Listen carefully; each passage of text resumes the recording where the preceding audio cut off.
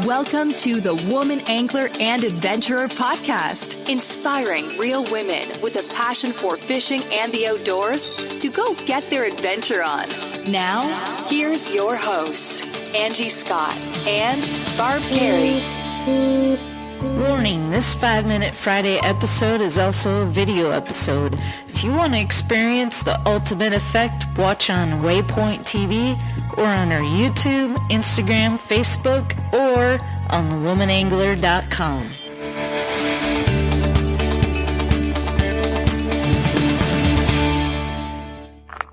Are we going to do this? Oh, you ready?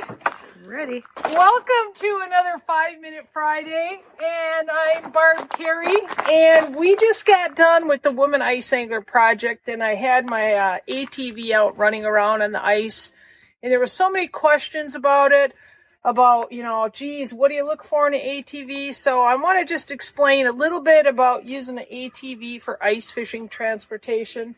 If you're going to purchase one, remember, you can do a lot with them in the summer, too. I was just checking out the food plot accessories they have for ATVs in the Bass Pro catalog. But I like power steering for sure. That's a must-have in an ATV. I like the automatic transmission. One thing when I want enough horsepower. This one I think is a 500, which is plenty for me. I do have one that's a little bigger that I plow snow with, but for running around on the ice in your yard, 500 is plenty. What I like is these tubular racks. Some of them have composite racks, and I find it harder to mount aftermarket accessories too. Even the brands that do have the composite racks, you can get tubular racks instead. And so this rack in the front is really important. I have this auger rack, is just a gun rack. It's a gun accessory for an ATV. It holds this Jiffy Lightning really well. I keep my Vexilar up here, my tackle box. This is a little battery box for my Raymarine. And having mapping right at your eyesight there, I mean, look how that map, and I can zoom in for all the lake contours and everything else. It takes a chip like Navionics, so all your mapping contours are in there.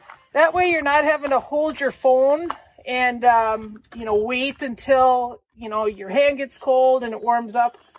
So I like this drop-down rack in the back. I can hold 3 buckets. And these little rod holders from Clam, I just have these zip tied on.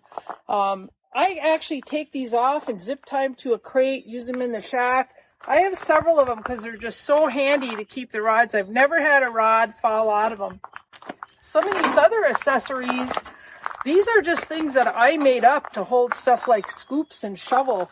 In this underwater magnet, that's really heavy duty. I can hardly pull it off there. I got Terry Jarl's Fitbit out of the hole the other day. I like getting a hitch extension here. This one I think came to another thing from XL Outdoors that I had, but that way you don't have to crawl under there to hook stuff up. Another rod rack on this side. One of the most important things here is the Nebulus.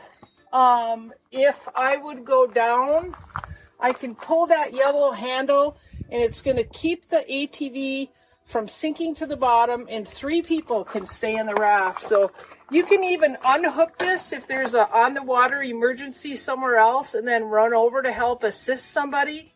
That's really important. I do have chains that I have. If the snow gets really deep or the slush gets really deep, I can put the chains on the tires that give me a little bit more extra traction. But generally speaking, this has been a lifesaver for me. I can pull my 2-person shack behind me, be really mobile. It just drives up into the enclosed trailer. I did talk to this guy, this friend of mine that owns a dealer in Kaukauna, Wisconsin, and it's Ken's Motorsports, and he's willing to give women discounts on these just to get them outside. So if you're looking, Ken's Motorsports in Kaukauna, he's a good friend of ours.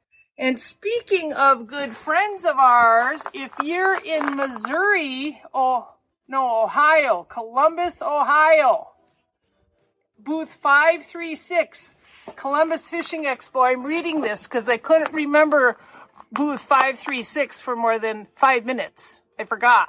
But Al's, Mandy, such a great supporter of the show.